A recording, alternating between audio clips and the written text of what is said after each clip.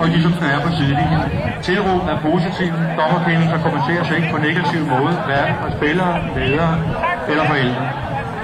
I sådan en tone spiller det imellem positivt, om det går godt eller skidt, og er der instruktioner fra dommerne, giver det altid lyttet godt på. Da en spiller i behov for hjælp kommer denne på en selv, egen spiller eller modstander, og der siges undskyld uden opfordring. Øvrigt behøver der ikke at være forstået for sent for at læse tilfælde. Til sidst, så er de også spillet en hel sæson på nogle farver. Og det er godt, at mange af vores spillere der føler sig truffet.